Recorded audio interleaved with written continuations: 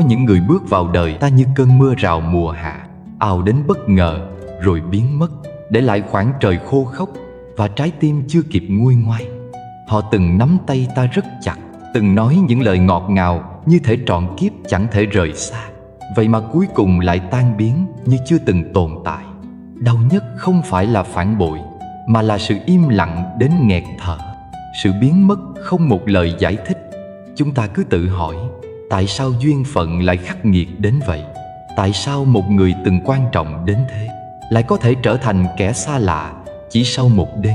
Có phải tất cả chỉ là một khúc ghé thăm của nhân duyên, một bài học mà số phận gửi đến để thức tỉnh trái tim ta?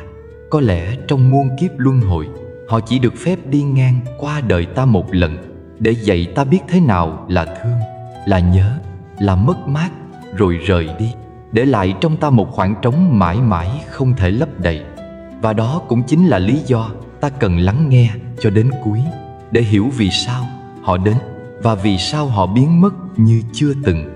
Ngày xưa, ở vùng Giang Nam của Trung Hoa, có một chàng thư sinh tên là Lý Vân.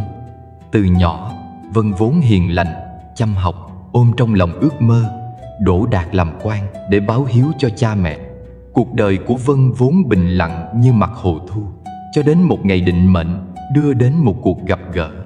Hôm ấy, khi đang trên đường đến kinh thành dự thi, Vân dừng chân ở một ngôi làng nhỏ. Giữa sắc hoa đào rực rỡ, chàng gặp một thiếu nữ tên là Tố Tâm. Nàng dịu dàng, đôi mắt trông như hồ nước mùa thu, nụ cười mang theo chút buồn man mát. Gặp nhau trong khoảnh khắc ngắn ngủi, nhưng cả hai như đã quen từ ngàn kiếp trước. Những ngày ở lại nơi ấy, Vân và Tố Tâm thường cùng dạo dưới tán đào, chuyện trò đến quên cả thời gian. Nàng kể cho chàng nghe về ước mơ một mái ấm bình dị, còn chàng hứa sau khi đỗ đạt sẽ quay lại cưới nàng làm vợ.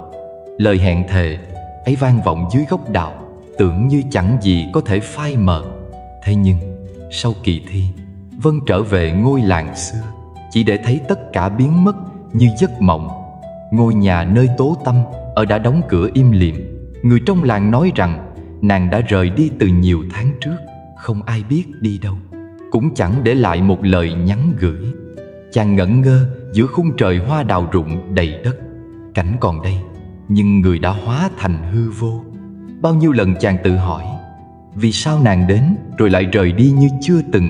Chẳng lẽ tất cả chỉ là ảo mộng? Vân chìm trong đau khổ suốt nhiều năm. Chàng nghĩ rằng tình yêu của mình đã tan biến như tro bụi. Nhưng rồi một lần tình cờ, khi đến chùa cầu an, Vân gặp vị sư trụ trì già hiền hậu. Sau khi nghe chuyện, sư chỉ mỉm cười, nói rằng người đến và đi trong đời ta đều có nguyên do.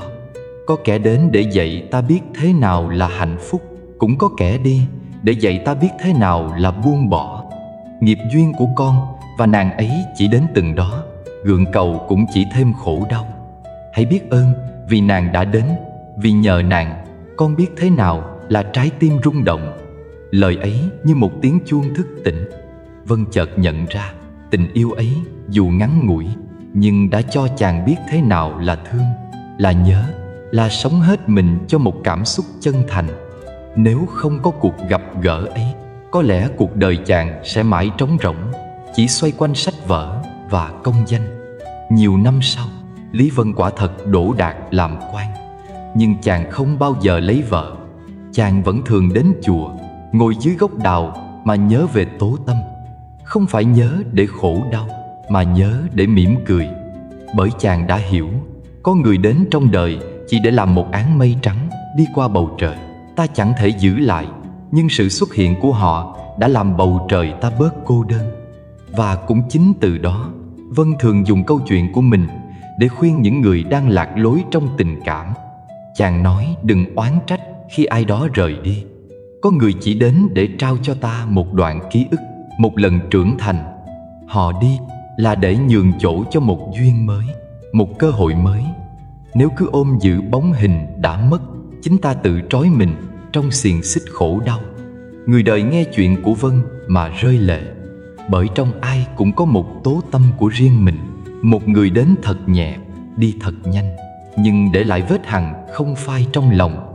Câu chuyện ấy không phải để gợi nỗi buồn, mà để nhắc nhở ta rằng tình yêu không bao giờ mất đi. Nó chỉ biến thành kỷ niệm, thành bài học, thành động lực để ta sống sâu sắc hơn. Khi một người rời xa, đó không phải dấu chấm hết, mà là dấu phẩy, mở ra chương mới của đời ta. Như Đức Phật từng dạy, tất cả đều do duyên khởi. Duyên đủ thì gặp, duyên tan thì xa. Giữ được tâm bình thản trước hợp tan, đó mới là trí tuệ. Thế nên, nếu bạn đang đau khổ vì ai đó đã rời xa, hãy để câu chuyện của Lý Vân và Tố Tâm vỗ về trái tim bạn. Đừng hỏi tại sao họ biến mất như chưa từng đến. Hãy biết ơn vì họ từng ghé qua, từng làm cho trái tim bạn một lần rực rỡ. Bởi cuối cùng, người đi ngang qua đời ta, dẫu chỉ thoáng chốc, vẫn là một phần trong hành trình trưởng thành, một bước trên con đường đưa ta đến chính mình. Và đó mới là món quà lớn nhất mà cuộc đời ban tặng. Trong cuộc đời, có những người đến rồi đi như một cơn gió thoảng. Họ mang đến cho ta những rung động mãnh liệt, những lời hứa tưởng chừng vĩnh viễn, nhưng rồi bỗng biến mất, để lại ta chông chênh giữa muôn ngàn câu hỏi không lời đáp.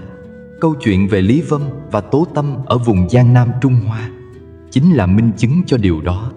Họ gặp nhau như duyên phận ngàn năm, thề hẹn dưới gốc đào, nhưng rồi nàng rời đi lặng lẽ, để chàng ngẩn ngơ suốt cả đời. Có lẽ bạn cũng từng như Lý Vân, mất đi một người mà bạn tin là định mệnh. Vậy thì hôm nay, hãy cùng cổ nhân xưa đi qua những nấc thang chữa lành, để hiểu vì sao có người đi ngang đời ta rồi biến mất, và quan trọng hơn, làm sao để trái tim ta tìm lại bình yên.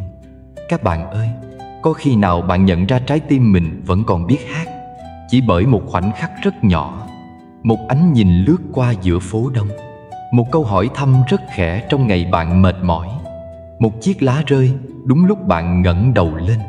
Người đến rồi đi, nhưng lần chạm nhẹ ấy mở ra cả một vũ trụ trong lòng. Đức Phật dạy rằng mọi pháp đều vô thường, gặp gỡ cũng vô thường, nhưng chính vì vô thường mà trái tim mới rung động được. Nếu tất cả đều đứng yên, cuộc đời sẽ chỉ là bức tranh đóng băng, còn ta thì không bao giờ biết mình đã từng ấm. Tôi muốn kể bạn nghe về một buổi chiều rất thường. Trời có gió mỏng, mặt đường còn ẩm sau cơn mưa. Người ấy bước vào đời tôi như một cơn gió đi qua vườn trơ, khiến từng đốt trẻ khẽ kêu.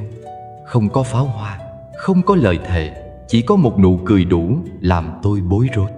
Cổ nhân nói hữu duyên, thiên lý năng tương ngộ. Duyên đôi khi không dài, nhưng đủ để trời trong hơn trong mắt ta. Lần đầu tiên, tôi nghe rõ nhịp tim của chính mình giữa ồn ào đời sống, như tiếng chuông chùa lan qua sương sớm. Thì ra trái tim chưa hề ngủ quên, nó chỉ chờ một bàn tay gõ nhẹ. Rồi tôi sợ hãi cảm xúc ấy. Tôi sợ nó sẽ qua nhanh như mây buổi chiều, sợ mình sẽ bám chặt vào và đánh mất sự bình an. Nhưng rồi tôi nhớ lời dạy rằng tâm như mặt nước, gió đến thì gợn, gió đi thì lặng. Ta không cần ghét gió để mong hồ yên, ta cũng không cần dựng tường che gió. Chỉ cần thấy rõ gió là gió, nước là nước. Trong chánh niệm, chúng ta nhận biết xúc cảm đang sinh khởi, mời nó ngồi xuống như một người bạn, rót cho nó một chén trà, hỏi thăm nó đến từ đâu, muốn nói điều gì, rồi mỉm cười khi nó đứng dậy ra về. Người đến như một vị khách tử tế giúp ta dọn lại căn phòng lòng mình. Trước khi họ đến, căn phòng có thể bừa bộn, bụi của thờ ơ, mạng nhện của thói quen, ngổn ngang những đồ đạc cũ kỹ. Khi họ gõ cửa, ta chợt xếp lại mọi thứ. Ta bày một bình hoa, mở cửa sổ, kéo rèm để ánh sáng lọt vào.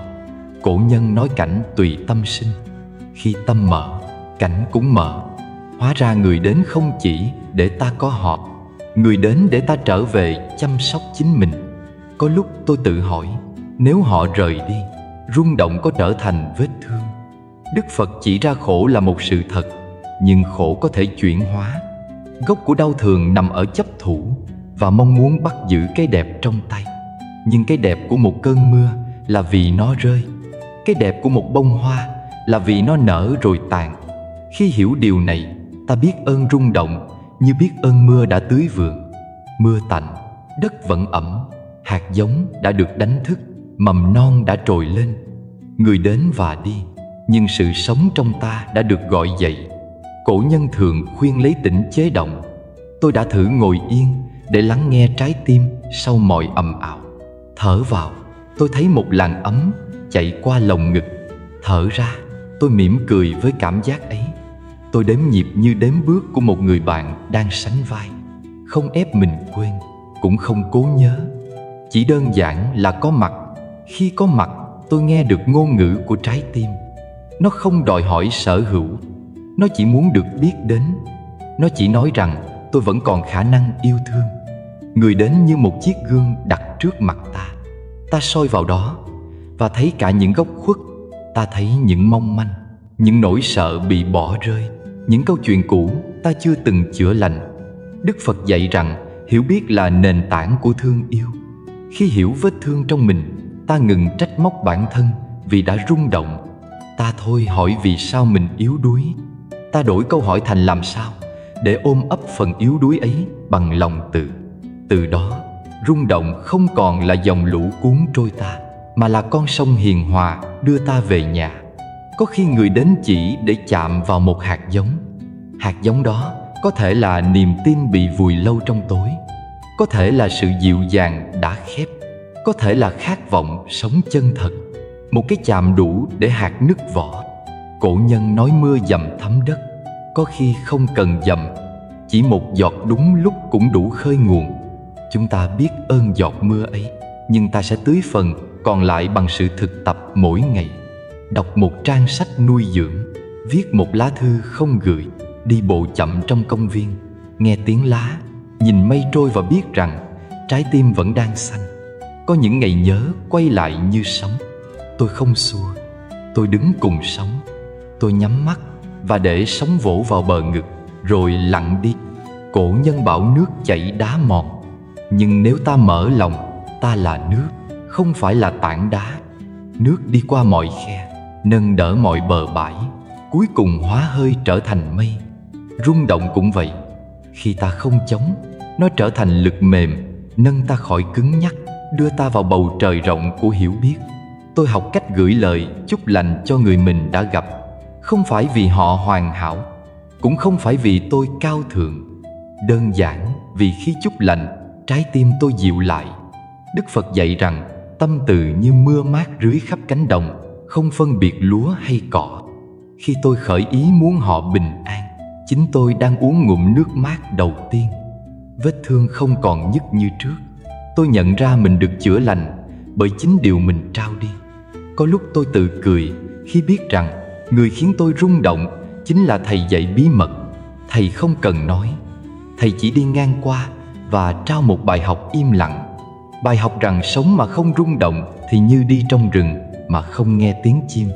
Bài học rằng con đường tu không phải là đóng kín hết mọi cửa sổ, mà là mở cửa sổ và học cách ngồi yên trong gió. Cổ nhân nói tâm an thì cảnh an. Tôi thấy đúng. Khi tâm an, bóng dáng kia dù còn hay mất đều trở thành mây lành trên đỉnh núi. Trong một đêm mùa hạ, tôi bước ra hiên, nghe hương đất sau mưa. Tôi nghĩ về tất cả những lần gặp gỡ đã đi qua đời mình. Mỗi người giống một vì sao. Có người chỉ lóa lên rồi tắt, có người treo lâu hơn ở chân trời. Nhưng bầu trời là của tôi, và ánh sáng họ để lại đã giúp tôi nhận ra phương hướng. Đức Phật dạy rằng ta là chủ nhân của nghiệp, là kẻ thừa tự của nghiệp. Tôi hiểu rằng trách nhiệm của tôi là giữ cho trái tim tiếp tục sáng, chứ không phải đòi hỏi vì sao mãi không tắt. Sáng hôm sau, tôi pha một ấm trà, hơi nóng bốc lên, gợi nhớ đến lần đầu gặp gỡ. Tôi mời chính mình ngồi xuống. Tôi kể cho mình nghe về một trái tim từng thinh lặng, nay biết khẽ rung khi nhìn nắng xuyên qua liễu. Tôi cảm ơn người đã đi qua, như cảm ơn gió đã đánh thức chuông. Chuông không phải để gió giữ, chuông dành cho ngôi chùa. Tôi cũng vậy. Tôi trở về với mái chùa của chính mình, với hơi thở, với bước chân, với những việc nhỏ lành như tưới cây, rửa bát, gọi điện cho mẹ, nói một lời tử tế với người xa lạ. Rồi sẽ có người khác đến hoặc không. Tôi không còn đếm ngày. Tôi chỉ đếm nhịp sống có mặt. Mỗi lần trái tim rung, tôi đặt tay lên ngực và mỉm cười. Cổ nhân nói hữu xạ tự nhiên hương. Khi lòng ta thơm, người sẽ đến vì hương, không phải vì lời mời gọi. Và dẫu không ai đến, hương vẫn thơm, vì ta đã tự thắp nhang trong đền nội tâm. Và tôi biết rằng ý nghĩa thẳm sâu của người đến là để chỉ cho ta thấy cánh cửa. Cánh cửa ấy không nằm ở nơi người, mà nằm ở ngay ngực ta. Người chỉ đẩy nhẹ. Việc của ta là bước qua. Bước qua rồi, ta thấy một khu vườn. Vườn có hoa nở hoa tàn. Vườn có bướm đến bướm đi. Vườn có mưa nắng thay nhau. Nhưng vườn là nhà. Tôi ngồi xuống ghế gỗ, uống ngụm trà, nghe tiếng chuông xa và hiểu rằng trái tim đã trở lại với nhịp rung đích thực của nó. Nếu hôm nay bạn đang ngại rung động vì sợ mất mát, xin hãy cho trái tim một cơ hội. Hãy để một cái chạm nhỏ thức dậy trong bạn điều đã ngủ yên. Hãy để một nụ cười đi ngang mà không cần lời hứa đi kèm. Hãy để một chiều gió thổi mà không cần giữ. Hãy tập nhìn mọi gặp gỡ như mưa trên đồng cỏ. Đồng cỏ tươi không phải vì mưa ở mãi. Đồng cỏ tươi vì mưa đã từng rơi. Và bạn cũng sẽ xanh như thế khi biết ơn người đã đến để nói cho bạn nghe rằng trái tim bạn vẫn còn biết rung. Rồi sẽ có một ngày cửa khép lại rất khẽ và bạn biết người ấy đã đi rồi. Căn phòng không hề trống, nhưng bỗng lộ ra những khoảng thinh lặng sâu như một giếng cổ. Bạn đứng giữa gian nhà quen thuộc mà nghe bước chân mình lạ lẫm. Trái tim rung như ngọn đèn dầu trước gió. Chính trong khoảnh khắc mỏng manh ấy, một lời dạy xưa vọng lên từ nơi bình an nhất của ký ức rằng hãy tự mình thắp đuốc lên mà đi. Khi người rời khỏi bến, con thuyền mới học cách đọc sao và hiểu đường nước. Tôi đã từng tin rằng muốn sống trọn vẹn phải có một bàn tay khác nắm lấy tay mình. Cho đến khi bàn tay ấy rời ra, tôi mới phát hiện một bàn tay khác vẫn luôn ở đó. Đó là bàn tay của hơi thở. Khi thở vào, tôi cảm được lòng ngực nâng lên như một cánh buồm đón gió. Khi thở ra, tôi hạ neo xuống đáy yên. Đức Phật dạy nương tựa nơi chính mình. Câu nói ấy không khiến nỗi buồn biến mất, nhưng nó hóa nỗi buồn thành một bậc thềm để tôi bước. Có những đêm dài tưởng như không có bờ. Tôi đã thử chạy trốn bằng ồn ào, bằng ánh sáng chói mắt của thành phố, bằng những câu chuyện không thuộc về mình. Nhưng càng chạy, khoảng trống càng đuổi sát.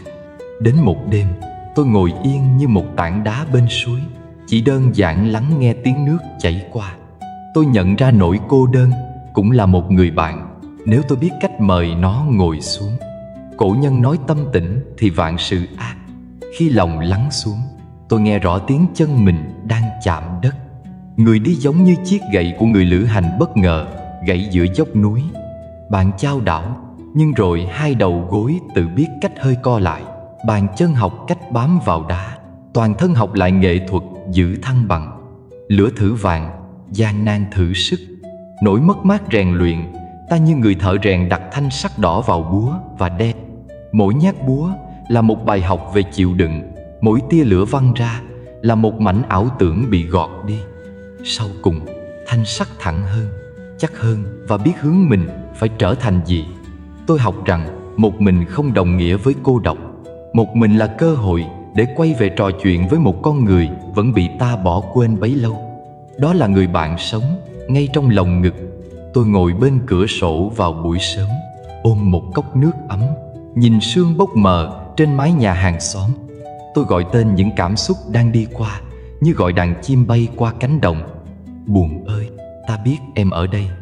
Sợ hãi ơi, ta nghe rõ tiếng em thở. Biết ơn ơi, em đến rồi. Khi gọi tên được, tôi thấy mình có mặt. Đức Phật dạy chỉ có giây phút hiện tại là sự sống.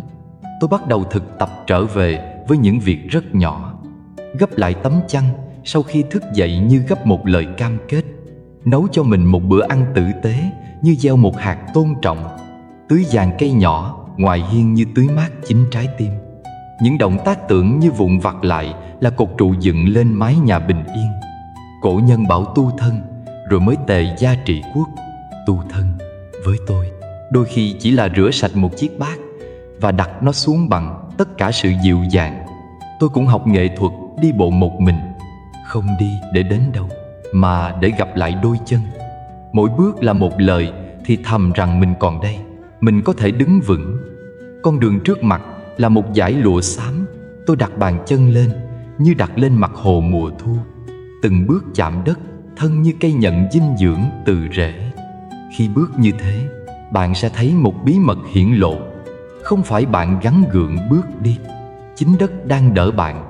Đất của niềm tin, đất của những người thương đã từng nâng bạn, đất của tổ tiên trong từng tế bào. Ký ức về người cũ vẫn ghé qua như những đợt gió thổi ngang cánh đồng lúa. Tôi không dựng hàng rào, cũng không đuổi theo. Tôi để lúa nghiêng mình rồi đứng thẳng lại. Cổ nhân dạy sông có khúc, người có lúc. Tình cảm cũng có mùa. Có mùa thâm trầm tích nước, có mùa tràn bờ, có mùa cạn kiệt để lộ lòng sông đầy đá cuội. Biết nhịp điệu ấy, ta thôi trách móc cuộc đời bất công. Ta chỉ nhẹ nhàng điều chỉnh mái chèo để con thuyền không lật. Ngày trước, tôi tưởng sức mạnh là không rơi nước mắt. Bây giờ, tôi hiểu sức mạnh là dám rơi nước mắt mà không tự khinh mình. Đức Phật chỉ ra gốc rễ của khổ là chấp thủ. Tôi nhìn sâu vào bàn tay đang siết chặt một hình bóng đã rời xa. Khi buông ra, bàn tay tôi rỗng nhẹ như chiếc lá ra khỏi cành. Không phải để mất mà để rơi về cội đất. Từ nơi rỗng ấy, tôi có thể nhận một điều mới. Tự do bắt đầu như vậy, không ồn ào, không vẫy cờ, chỉ là một tiếng thở dài đã thôi bị nén. Tự đứng vững không có nghĩa là dựng lên những bức tường lạnh lùng. Đó là học cách giữ ranh giới bằng sự hiền hòa. Tôi tập nói lời không khi cần, như người giữ vườn khép cổng lúc hoàng hôn để cỏ non không bị giẫm nát.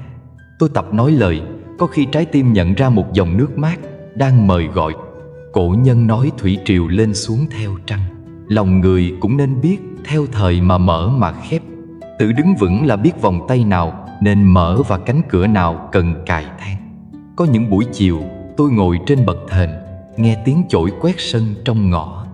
Nhịp chổi đều như một bài kệ không chữ. Tôi chợt hiểu ra một điều giản dị. Người đi không phải để tôi trở thành đá lạnh. Người đi để tôi trở thành ngọn lửa biết giữ mình ấm trong đêm dài. Lửa ấy không bùng bùng đốt cháy. Lửa ấy là bếp than hồng, đủ ấm để nấu một nồi canh cho chính mình, đủ sáng để soi con đường nhỏ dẫn về buồng ngủ. Khi trong nhà có lửa, mưa gió bên ngoài bị thu nhỏ lại. Rồi một ngày, tôi thấy mình có thể cười khi nghe ai đó nhắc đến tên người cũ. Nụ cười không còn vị mặn, nó mang mùi của một cánh rừng. Sau khi bão đi qua, lá còn ướt, nhưng thân cây đã đứng thẳng. Cổ nhân nói thắng người là mạnh, thắng mình là hùng. Tôi chưa thắng ai cả, nhưng tôi đã bắt đầu thắng được cơn lắc lư bên trong. Mỗi khi gió kỷ niệm nổi lên, tôi đứng như một ngọn núi bé, không cao, nhưng có rễ sâu trong lòng đất. Từ chỗ đứng ấy, tôi nhìn lại và biết ơn cuộc chia tay. Nhờ nó, tôi được học một nghề mới, nghề làm bạn với chính mình. Tôi học nghe tiếng bụng đói và nấu cho nó, học nghe tiếng tâm trí mệt và cho nó nghỉ, học nghe tiếng trái tim khát và cho nó uống một ly từ bi. Đức Phật dạy tâm từ là suối mát. Khi mở suối ấy trong mình, ta không còn khát một dòng sông nào khác. Tự đứng vững không phải vì kiêu hãnh, tự đứng vững vì đã tìm được mạch nước ngầm trong lòng. Nếu hôm nay bạn đang đi qua một con dốc mà chiếc gậy đã gãy, xin hãy dừng lại một chút, đặt tay lên ngực, nghe nhịp trống nhỏ đang gõ. Hít vào như người gom mây về trên đỉnh núi, thở ra như người thả chim về trời. Nói với chính mình rằng mình đã mất một bến, nhưng mình vừa tìm thấy một bờ. Bờ ấy nằm ngay dưới từng bước chân. Người đã đi để bạn học cách đứng vững một mình. Và khi bạn đứng vững, bạn không còn thật sự một mình nữa, vì cả bầu trời sẽ đứng về phía bạn. Vậy, bạn có bao giờ tự hỏi vì sao một người xuất hiện đúng lúc như một cơn gió mát chạm vào trán đang nóng? Trong khoảnh khắc ấy, trái tim như chiếc chuông vừa được ai đó khẩy nhẹ. Phật dạy rằng mọi sự đều do duyên sinh, duyên đến thì hợp, duyên tan thì rời.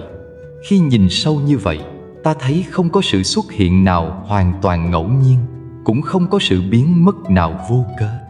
Tất cả giống như một bản nhạc lớn, trong đó mỗi nốt đều vào đúng thời điểm của mình, không sớm cũng không muộn, và mọi nốt đều góp phần làm nên giai điệu ta gọi là đời.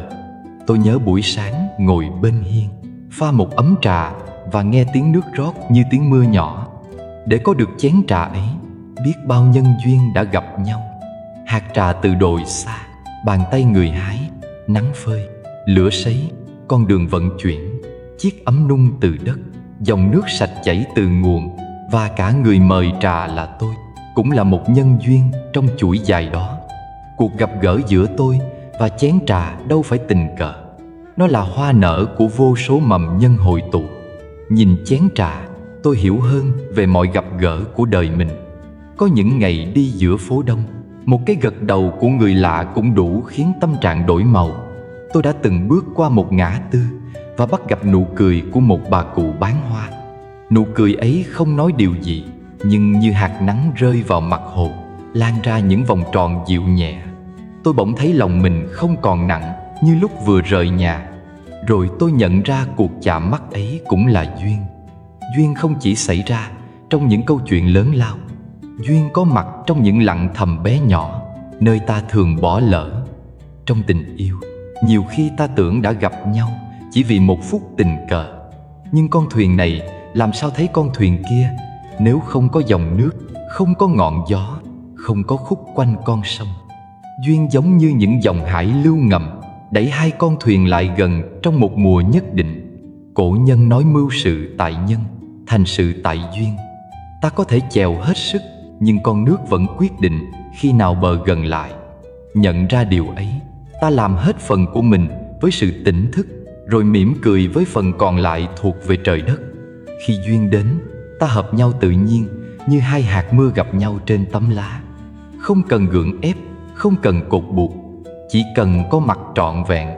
Tôi học cách đặt tay lên ngực khi gặp một người khiến tim mình rung. Hít vào để nhận biết cảm xúc đang nở, thở ra để buông sự nôn nóng muốn đặt tên. Hoa vừa hé, đừng vội bứt và cắm vào lọt. Hãy để hoa sáng tạo dáng nở của riêng mình. Khi ta đủ nhẹ, duyên cũng nhẹ. Khi ta quá nặng, duyên trở thành sợi dây kéo và ta đuối sức. Rồi có ngày duyên tan. Hai giọt mưa chia ra theo độ nghiêng của chiếc lá.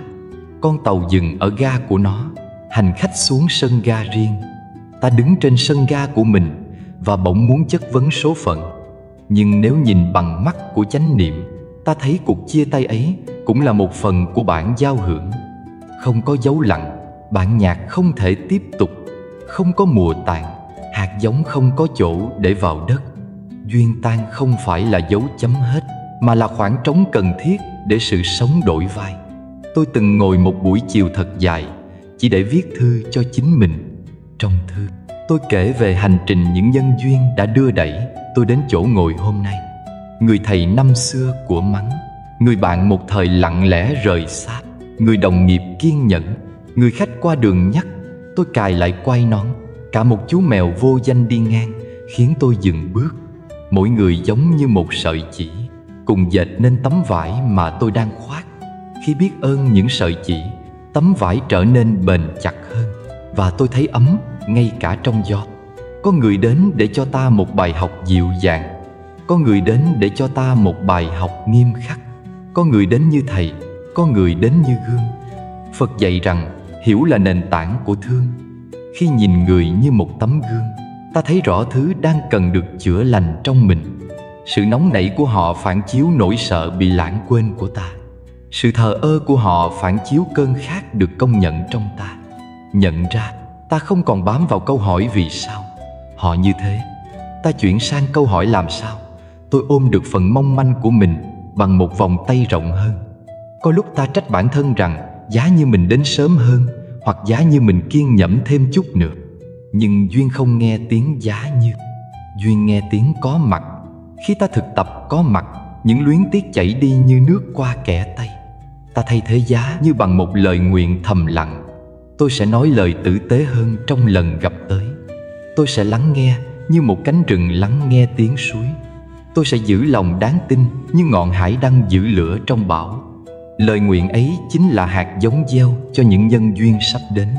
Có người hỏi vậy, ta có thể tạo duyên không?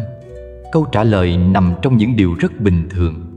Khi ta sống hiền lành, nói lời chân thật, làm việc có trách nhiệm, biết sẻ chia, biết xin lỗi và biết cảm ơn, ta đang đặt những viên gạch trên con đường mà những nhân duyên tốt lành sẽ đi đến. Gieo hạt cam thì mùa sau không thể mong trái xoài. Gieo sự tử tế, ta mời được những bước chân tử tế ghé thăm. Gieo sự hẹp hòi, ta mời đến những cánh cửa khép chặt. Cuộc đời có vẻ phức tạp, nhưng đôi khi giản dị như một khu vườn. Trong những cuộc gặp khó khăn, khi lời nói muốn biến thành mũi tên, tôi nhắc mình dừng lại 3 nhịp thở. 3 nhịp thở giống như 3 bậc thềm trước khi vào nhà. Dừng trên bậc thứ nhất để nhận diện cảm xúc. Dừng trên bậc thứ hai để hỏi điều gì đang thật sự cần. Dừng trên bậc thứ 3 để chọn một câu nói có khả năng giữ gìn nhân duyên. Khi bước qua 3 bậc ấy, tôi nhận ra mình đã vào nhà. Vào nhà nghĩa là trở lại mái trú ẩn của sự tỉnh thức, nơi ta không làm tổn thương người và cũng không làm tổn thương mình. Có những duyên ta tưởng đã lạc mất, rồi bất ngờ nở lại như một mầm cây tưởng đã khô bỗng vươn lên sau cơn mưa. Gặp lại một người xưa, ta thấy ánh mắt đã khác, lòng mình cũng khác. Khi cả hai đã đi qua những mùa riêng, cuộc gặp lại bỗng trở nên nhẹ như đám mây buổi chiều. Ta hiểu rằng điều cần giữ không phải là người, mà là chất liệu đẹp đã nảy nở trong ta vì người. Chất liệu ấy là sự kiên nhẫn, là biết ơn, là khả năng nói lời tạm biệt mà vẫn chúc lành. Đôi khi duyên không đến từ con người, mà đến từ một cuốn sách, một giai điệu, một con đường quê, hay một sớm mai có mùi cỏ ướt. Tất cả đều là bạn lành nếu ta mở lòng đón nhận. Bài kệ của sương sớm nhắc ta mềm, bài kệ của đá núi nhắc ta vững, bài kệ của con suối nhắc ta biết đi và biết dừng. Tôi học nghe những bài kệ đó như nghe lời người thân. Thế là dù ở giữa thành phố hay giữa cánh đồng, tôi cũng không thấy mình thiếu thốn. Khi biết mọi cuộc gặp gỡ đều là nhân duyên, ta bớt muốn chiếm hữu và bớt muốn chạy trốn. Ta học nghệ thuật tùy duyên bất biến. Tùy duyên là biết theo dòng chảy, bất biến là giữ gìn phẩm chất lành trong mọi hoàn cảnh. Như bông sen đi qua bùn mà vẫn tỏa mùi trong trẻo. Như mặt hồ biết gợn khi gió về, nhưng không mất tấm lòng phẳng lặng. Tùy duyên bất biến không phải là một khẩu hiệu, nó là cách bước từng bước vững chãi trên mặt đất của hiện tại.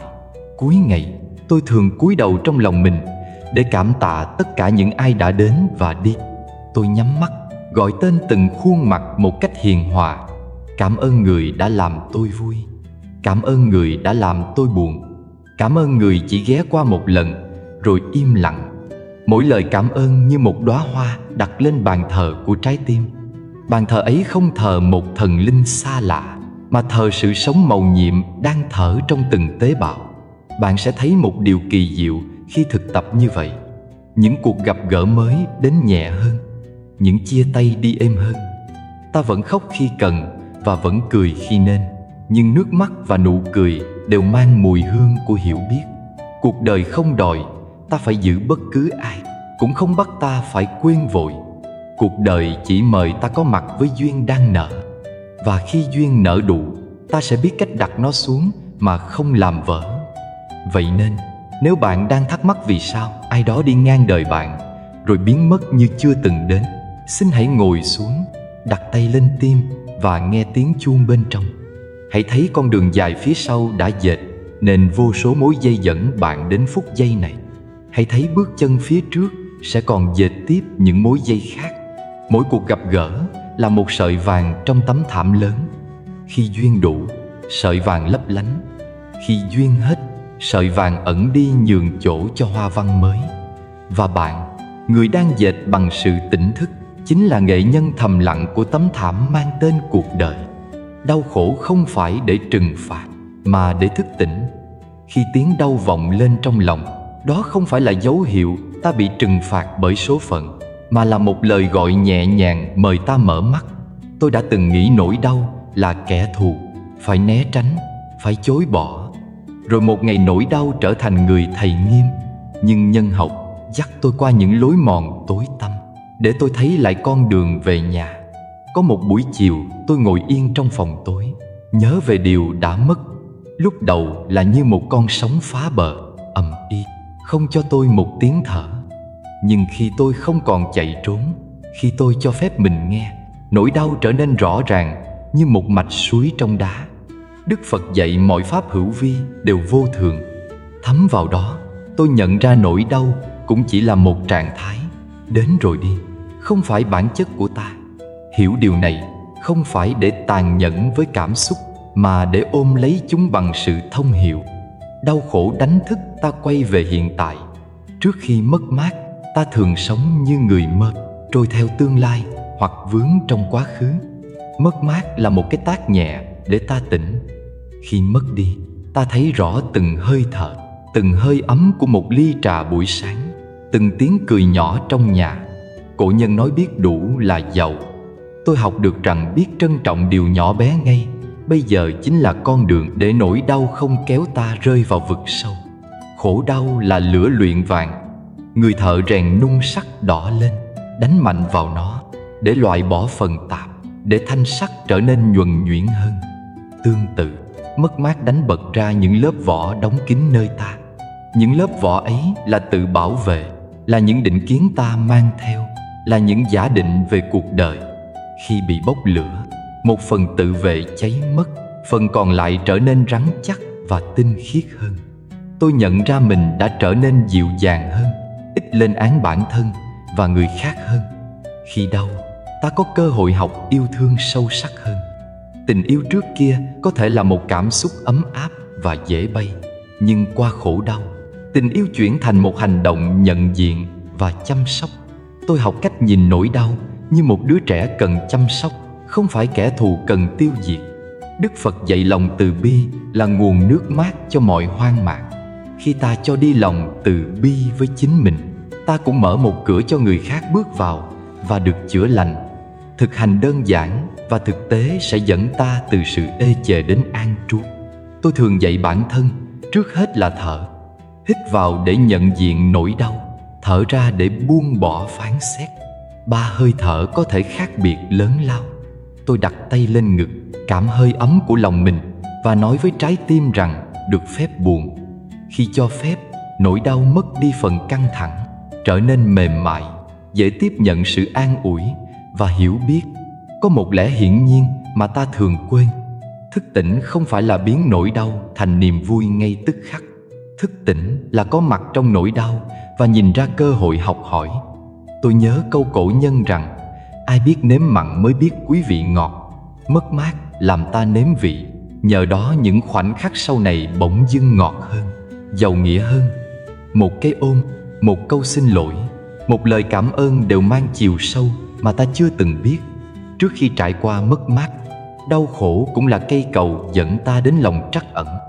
Khi ta từng kinh qua vết thương, ta sẽ biết nhìn người khác không chỉ bằng mắt xét đoán, mà bằng trái tim hiểu. Tôi thấy rõ điều này mỗi lần chia sẻ với người lạ trong quán trà, khi họ mở lòng kể nỗi cô đơn hoặc thất vọng. Lúc đó tôi không vội cho lời khuyên, tôi chỉ lắng nghe bằng cả thân và tâm, và nhận ra rằng chính nỗi đau của mình giúp tôi trở nên hiện diện hơn cho người khác. Đừng hiểu nhầm rằng mất mát khiến ta yếu. Ngược lại, nó mài dũa sự can đảm. Dũng cảm không phải là không khóc, mà là khóc rồi vẫn trở về với ngôi nhà của chính mình. Tự đứng dậy sau vấp ngã là phép tu hàng ngày. Cổ nhân khuyên hành trình nào cũng cần nhẫn.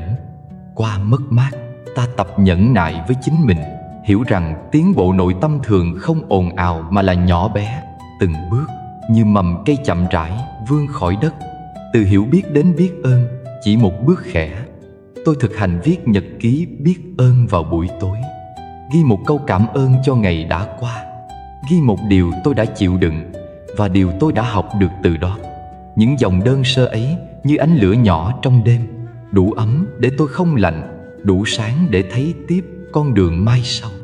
Biết ơn làm cho mất mát không còn là lỗ đen hút lấy mọi thứ, mà là khoảnh khắc chuyển hóa, một bến tạm cho tâm hồn nghỉ chân. Cũng có lúc ta cần phép công nhận rằng có những thứ không thể lấy lại. Công nhận không có nghĩa là chấp nhận số phận vô vọng, mà là mở cửa để chữa lành thực sự bắt đầu. Khi tôi nhìn thẳng vào sự thật, tôi thấy mình có lựa chọn. Tôi có thể nuôi hận thù, bám víu vào quá khứ, hoặc tôi có thể dùng mất mát làm bàn đạp để sống có ý nghĩa hơn. Đức Phật khuyên chí tâm, chí thành. Tôi chọn chí tâm trong từng hành động nhỏ. Cuối cùng, mất mát dạy ta trân trọng hiện tại, trân trọng từng hơi thở, từng ánh mắt, từng lời chào buổi sáng. Có một câu kệ xưa nói rằng trân trọng một ngày là trân trọng cả cuộc đời.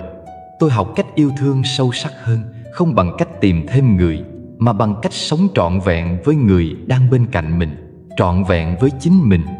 Khi ta hiểu nỗi đau không phải kẻ thù, cuộc sống sẽ thôi mang vẻ căng thẳng, và trái tim sẽ trở lại với nhịp điệu hiền hòa vốn có. Nếu bạn đang giữa cơn bão của mất mát, xin hãy cho phép mình cảm nhận. Đừng né tránh nỗi đau, hãy để nó buộc bạn vào hiện tại. Hãy thở, hãy ngồi, hãy viết, hãy khóc nếu cần. Đau khổ đến để thức tỉnh, để đốt đi lớp vỏ dày trì trệ, để hé lộ tâm hồn nhân hậu của bạn. Và khi tỉnh thức, bạn sẽ biết trân trọng hiện tại, yêu thương sâu sắc hơn, và nhận ra rằng mỗi mất mát đều là một cơ hội để ta trở nên tròn đầy hơn. Có những cuộc chia ly khiến ta tưởng như cả thế giới sụp đổ, nhưng rồi khi nhìn lại, ta mới nhận ra người ra đi không hề mang đi tất cả. Họ để lại những mảnh ký ức rơi vãi trong tim ta, như những hạt giống nhỏ được gieo xuống mảnh đất tâm hồn. Ký ức ấy, bài học ấy, nỗi đau ấy, tất cả dần trở thành chất liệu để ta trưởng thành. Đức Phật từng dạy rằng từ khổ đau, trí tuệ mới sinh khởi, và từ mất mát, tình thương mới được gột rửa trong sáng hơn. Ta thường nghĩ rằng sự mất đi là một dấu chấm hết, nhưng thật ra nó chỉ là một dấu phẩy trong hành trình dài. Người đi để lại trong ta hơi thở của kỷ niệm, để mỗi khi nhớ về, trái tim ta biết rung động, biết nhói đau và cũng biết dịu lại. Như dòng sông chảy qua, để lại phù sa bồi đắp. Mỗi cuộc gặp gỡ và chia xa cũng để lại dấu ấn không thể xóa nhòa. Những điều ấy trở thành một phần bản thể ta, giúp ta lớn lên trong sự hiểu biết và lòng bao dung. Cổ nhân từng nói mất mát là một loại tài sản vô hình, bởi nó buộc con người biết nhìn lại, biết tự soi chiếu mình, và nhờ thế mà trưởng thành. Có người sau khi trải qua đau thương, họ trở nên cứng cáp như cây đại thụ đứng giữa phong ba. Có người lại trở nên dịu dàng, biết thương mình và thương người hơn, như một dòng suối trong sau cơn mưa. Người đi chính là người gieo vào ta những hạt giống ấy, dù họ không hề biết. Nếu ta nhìn sâu, sẽ thấy rằng trong từng bước chân mình, bóng dáng người xưa vẫn hiện diện. Một câu nói thoáng qua, một nụ cười vụt tắt, một ánh mắt đã rời xa, tất cả đều trở thành mảnh gương soi lại tâm hồn. Chúng nhắc ta biết ơn, nhắc ta tỉnh thức, và nhắc ta rằng cuộc đời này là vô thường. Phật dạy, tất cả những gì hợp lại rồi cũng sẽ tan rã, nhưng không có gì mất đi hoàn toàn. Nó chỉ biến đổi hình thức để tiếp tục hiện diện. Người đi cũng như vậy, họ tan ra thành kỷ niệm, thành ký ức, thành những dòng chảy âm thầm trong máu thịt và suy tư của ta. Có những lúc ta tưởng như mình mất tất cả, nhưng rồi thời gian cho ta thấy chính sự mất mát ấy đã mở ra một không gian mới trong lòng. Không gian đó, ta có thể thở sâu hơn, lắng nghe rõ hơn, và học cách nâng niu từng khoảnh khắc hiện tại. Như một bình gốm vỡ, vết nứt được dát vàng trong nghệ thuật kintsugi của Nhật Bản, khiến nó trở nên quý giá hơn. Trái tim ta sau những vết nứt của chia ly cũng trở nên sáng rỡ hơn, trọn vẹn hơn. Người đi chính là bàn tay vô hình khắc lên ta những vết nứt ấy, để ta tìm thấy ánh sáng bên trong mình. Hãy thử ngồi lại trong tĩnh lặng và nhớ về một người đã từng bước ra khỏi cuộc đời ta. Bạn sẽ nhận ra những gì họ để lại không phải chỉ là nỗi buồn, mà còn là một loại quà tặng. Quà tặng ấy có thể là một bài học về lòng tin, một lời nhắc về sự tỉnh thức, hay đơn giản chỉ là một dấu vết giúp ta hiểu rõ hơn về chính mình. Khi ta biết trân trọng những di sản vô hình ấy, ta mới thực sự trưởng thành. Đức Phật từng nói, hoa sen chỉ có thể nở rộ từ trong bùn lầy. Con người cũng vậy, chỉ khi đi qua khổ đau mới thấy lòng mình mềm mại và sâu sắc hơn. Người đi không mang theo hoa sen, họ chỉ rời bỏ bùn lầy. Nhưng chính ta, nhờ ở lại và nhìn sâu, mới thấy được bông sen dần hé nở từ trong trái tim. Và hoa sen ấy, một ngày nào đó, sẽ nở ra để soi sáng cả cuộc đời ta. Hãy tin rằng không ai có thể lấy đi tất cả khỏi ta. Họ có thể mang đi sự hiện diện, nhưng không thể mang đi ký ức. Họ có thể mang đi sự gần gũi, nhưng không thể xóa sạch dấu ấn trong tâm hồn. Họ có thể biến mất khỏi tầm mắt, nhưng họ vẫn sống trong hơi thở, trong cách ta yêu thương, trong những lựa chọn ta đưa ra sau này. Người đi để lại trong ta một phần bản thể của họ, và phần ấy sẽ đồng hành cùng ta mãi về sau. Khi nhận ra điều này, ta sẽ bớt trách móc cuộc đời, bớt oán hận những cuộc chia ly, và biết mỉm cười với cả mất mát. Ta sẽ thấy rằng trong cái mất luôn có cái được, trong cái khép lại luôn có một cánh cửa mở ra. Mỗi cuộc đi không phải để lấy đi, mà là để trao lại. Người đi để ta học yêu thương, học kiên nhẫn, học bao dung, và học cách sống tiếp bằng một trái tim rộng lớn hơn. Và rồi một ngày, ta sẽ thấy lòng mình biết ơn những cuộc chia xa, biết ơn người đã đi qua, để lại những mảnh ghép giúp ta hoàn thiện hơn. Biết ơn cả nỗi đau, vì nó dạy ta cách trân trọng niềm vui. Biết ơn cả giọt nước mắt, vì nó làm sáng rõ giá trị của nụ cười. Người đi không lấy đi tất cả, họ để lại nhiều hơn. Ta nghĩ, để lại ánh sáng trong bóng tối, để lại hạt giống trong cánh đồng, để lại một tâm hồn mới trong chính con người ta.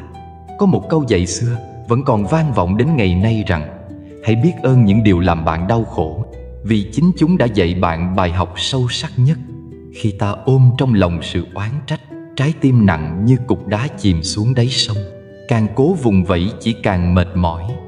Nhưng khi ta khởi lên lòng biết ơn, hòn đá ấy tan biến thành chiếc lá trôi, nhẹ nhàng theo dòng nước, đưa ta về một bến bờ bình yên hơn.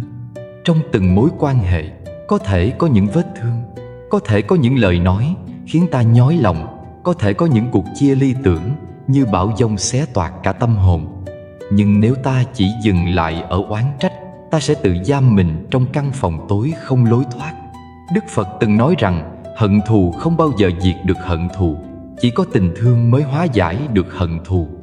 Lời ấy như ngọn đuốc soi vào trái tim đang rối ren, giúp ta nhìn ra con đường thoát khỏi vòng luẩn quẩn của khổ đau. Biết ơn không có nghĩa là phủ nhận tổn thương, mà là học cách nhìn nó như một phần của hành trình.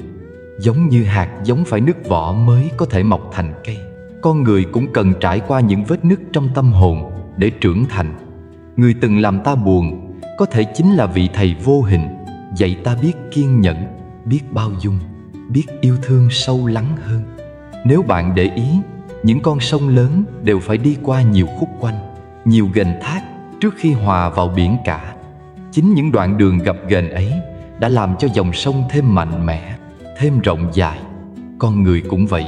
Nếu cuộc đời chỉ toàn là hoa hồng, ta sẽ chẳng bao giờ hiểu hết giá trị của một đóa hoa nở trong mùa đông lạnh giá. Chính sự đau khổ, chính những mất mát đã khiến ta trân trọng hơn từng khoảnh khắc bình yên đang có. Khi ta dừng lại để nhìn sâu vào những gì đã trải qua, ta nhận ra rằng không ai bước đến bên ta là vô ích. Người đến cho ta hạnh phúc đã tặng ta niềm vui, người đến cho ta nỗi đau đã tặng ta sự trưởng thành. Và cả hai đều đáng để ta cúi đầu biết ơn.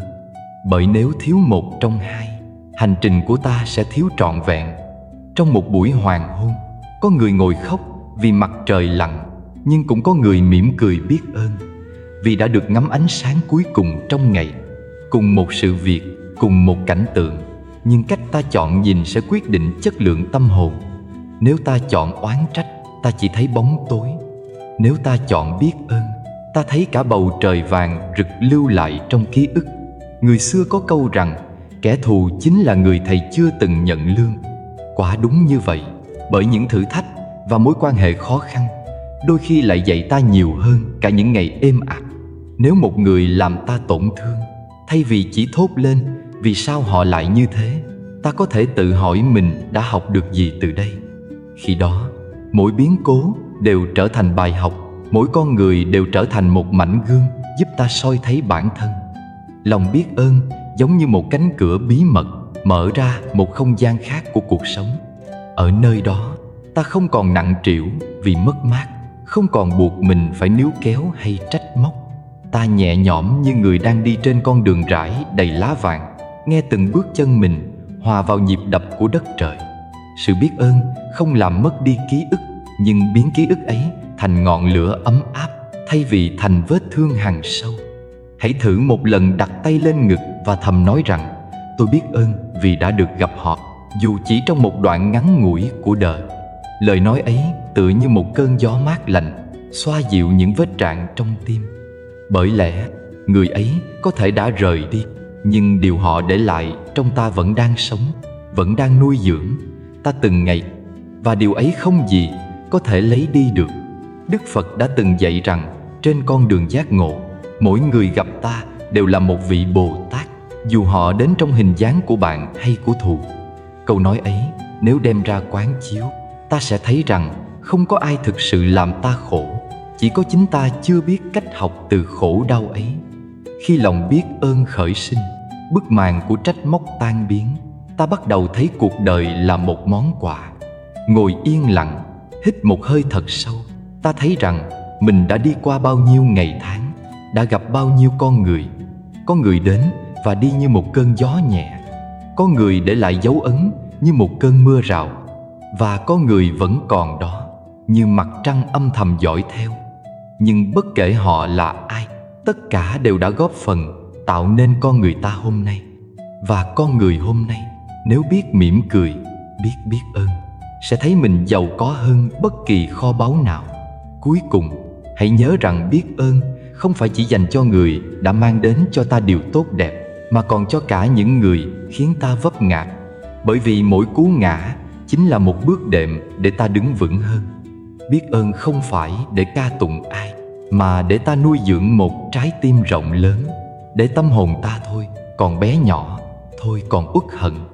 Nếu một ngày nào đó bạn ngồi dưới tán cây, nghe tiếng lá rơi khẽ chạm đất, bạn sẽ nhận ra rằng không có gì thật sự mất đi.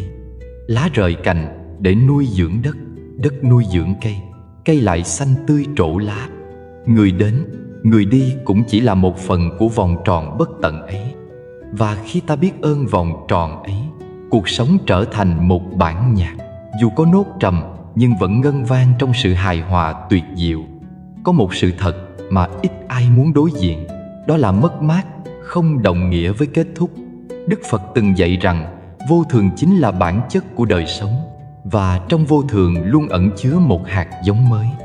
Khi một cánh cửa khép lại, đó không phải là bóng tối vĩnh viễn, mà là khoảng lặng cần thiết để ta lắng nghe tiếng mở khẽ của một cánh cửa khác. Giống như một bông hoa rụng cánh để nhường chỗ cho nụ mới, sự rời đi không bao giờ đồng nghĩa với sự chấm dứt. Nó chỉ là sự chuyển tiếp để ta bước sang một giai đoạn khác, một duyên mới đang chờ được gieo trồng. Đã bao lần bạn nhìn lại và nhận ra rằng có những con người rời đi tưởng chừng như để lại khoảng trống không thể lấp đầy, nhưng rồi thời gian lại đưa đến một sự xuất hiện khác, một nhân duyên khác, như thể vũ trụ chưa bao giờ bỏ rơi ta. Cổ nhân từng nói, khi một con chim bay đi, bầu trời không hề mất đi sự bao la của nó. Người rời đi cũng vậy, họ không thể lấy đi tất cả, bởi bản thân sự mất mát đã gieo mầm cho những điều mới mẻ sẽ đến. Mỗi cuộc gặp gỡ đều là một duyên. Khi duyên hết, sự chia xa xảy ra cũng là điều tự nhiên. Điều quan trọng là ta không nên xem đó như dấu chấm hết, mà hãy nhìn nó như một dấu phẩy trên trang sách đời. Có những đoạn văn phải ngắt lại thì ý nghĩa tiếp theo mới xuất hiện rõ ràng. Người rời đi chỉ là để ta được bước tiếp trong một câu chuyện khác, nơi những nhân duyên mới lại đan cài. Giống như khi mùa đông kết thúc, băng tan chảy để nhường chỗ cho mùa xuân. Nếu không có mùa đông giá lạnh, ta sẽ chẳng biết trân trọng sắc hồng của hoa đào khi nở. Cuộc đời cũng thế, sự mất đi làm ta chậm lại, làm ta lặng lẽ nhìn sâu vào chính mình, để rồi khi duyên mới đến, ta biết mở lòng, biết trân quý và sống trọn vẹn hơn. Đức Phật từng nói tất cả chúng sinh đều đến với ta như khách trọ. Họ ở lại một thời gian, mang đến niềm vui hoặc nỗi buồn, rồi cũng ra đi theo luật duyên sinh. Nếu ta bám víu, ta chỉ thêm khổ đau. Nếu ta buông bỏ với sự biết ơn, ta sẽ thấy rằng mỗi cuộc chia ly đều mở ra một con đường mới. Người rời đi giúp ta học cách đứng vững, còn người đến sau lại giúp ta học cách mở lòng một lần nữa. Có người từng mất đi mối tình đầu tưởng chừng không thể nào quên, nhưng chính nhờ sự tan vỡ ấy, trái tim họ mới trưởng thành và đủ rộng lớn để đón nhận một tình yêu khác, sâu sắc và bền vững hơn. Nếu không trải qua mất mát, họ sẽ chẳng bao giờ hiểu được giá trị của sự hiện diện. Mỗi cuộc chia tay thực ra là một sự chuẩn bị, là một lời nhắc nhở rằng đời còn những điều tốt đẹp phía trước. Hãy thử nhìn vào bầu trời sau cơn mưa. Khi mây đen kéo đi, cầu vồng mới có thể xuất hiện. Sự ra đi của một người dù để lại khoảng trống, nhưng cũng để lại cơ hội cho ánh sáng mới tràn vào. Như cánh đồng sau vụ gặt, nhìn qua có vẻ trống trải, nhưng chính sự trống trải đó lại là mảnh đất màu mỡ để gieo hạt cho mùa sau. Cổ nhân dạy rằng trong họa thường có phúc, trong mất thường có được. Khi ta nhìn đời bằng con mắt tỉnh thức, ta sẽ thấy sự mất mát không bao giờ đơn độc. Nó luôn đi cùng với một mầm sống khác, chỉ chờ ta nhận ra. Điều này không chỉ đúng trong tình cảm, mà trong mọi khía cạnh của đời sống. Mất một công việc, có thể ta sẽ tìm thấy con đường mới phù hợp hơn. Mất một mối quan hệ, ta có cơ hội trở về chăm sóc chính mình, và rồi gặp được người thật sự thuộc về ta. Nếu trong lòng bạn đang có nỗi đau vì một sự mất mát, hãy nhớ rằng đây không phải là tận cùng. Đây chỉ là một nhịp nghỉ của bản nhạc. Âm thanh không bao giờ kết thúc ở khoảng lặng. Nó chỉ tạm dừng để chuẩn bị cho giai điệu mới vang lên. Và đôi khi, chính khoảng lặng đó lại làm cho khúc nhạc thêm sâu sắc và ý nghĩa. Hãy tập nhìn đời bằng đôi mắt biết ơn. Khi ai đó rời xa, thay vì oán trách, ta có thể mỉm cười và thầm cảm ơn họ đã đi qua đời mình, để lại cho ta bài học, kỷ niệm và một khoảng trống cần thiết để đón nhận nhân duyên khác. Như vậy, mất đi không còn là kết thúc, mà trở thành khởi đầu cho một chương mới trên hành trình vô tận của đời sống. Bạn thấy đó, không có cánh cửa nào đóng lại mà không mở ra một cánh cửa khác. Điều quan trọng là trái tim ta có đủ rộng để nhìn thấy cánh cửa ấy hay không. Mất mát nếu được nhìn bằng chánh niệm sẽ hóa thành món quà, và người rời đi thay vì để lại khoảng trống sẽ trở thành bàn đạp giúp ta bước đến duyên mới, sâu sắc và trọn vẹn hơn. Có một ẩn dụ đẹp mà tôi rất thích, đó là hạt muối. Nếu bạn bỏ một nắm muối vào chén nước nhỏ, chén nước ấy sẽ trở nên mặn chát. Nhưng nếu cùng nắm muối ấy, bạn bỏ vào một hồ nước rộng lớn, vị mặn gần như tan biến, chỉ còn lại dòng nước mênh mang. Tình thương cũng vậy, càng rộng mở thì càng làm cho nỗi đau loãng đi. Khi bạn ôm ấp yêu thương lớn hơn cả sự mong cầu cá nhân, những điều vụn vặt sẽ trở thành nhỏ bé, và chính bạn sẽ cảm thấy nhẹ nhàng. Có người từng hỏi, liệu thương một người mà người ấy không đáp lại có phải là ngốc nghếch? Tôi chỉ mỉm cười, vì ngốc nghếch hay không, cuối cùng cũng chỉ là thước đo của cái tôi. Nếu bạn yêu bằng sự trong sáng, thì không có gì gọi là phí phạm cả. Như ánh trăng tỏa xuống mặt hồ, hồ không cần phải gửi ánh sáng ngược lại. Trăng vẫn đẹp, trăng vẫn tròn, trăng vẫn tiếp tục tỏa sáng cho đêm dài. Người có trí sẽ hiểu rằng trao đi không phải để mất đi, mà là để làm cho trái tim càng lúc càng đầy hơn.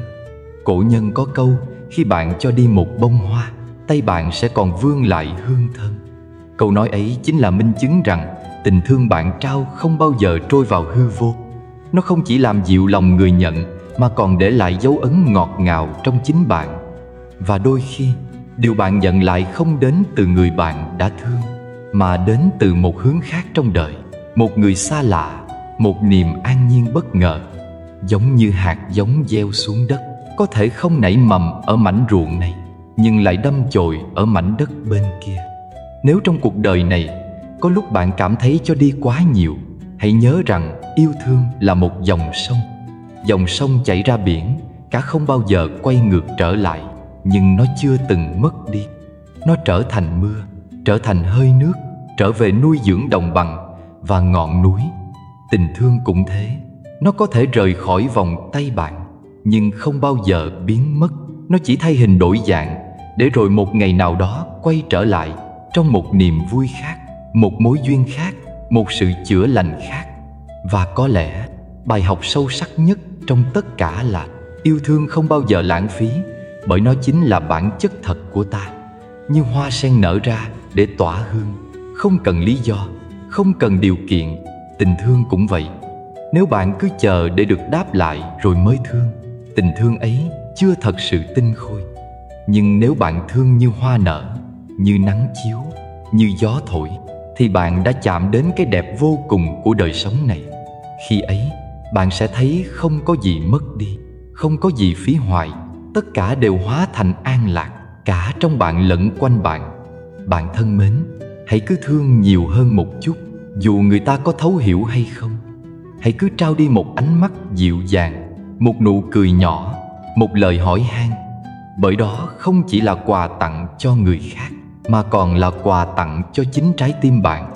Đức Phật từng dạy rằng ngọn đèn có thể thắp sáng cả ngàn ngọn đèn khác mà không hề bị hao tổn ánh sáng của chính nó. Cũng như thế, tình thương bạn trao đi sẽ làm sáng lên ngàn tâm hồn, mà ánh sáng trong bạn vẫn mãi không hề tắt.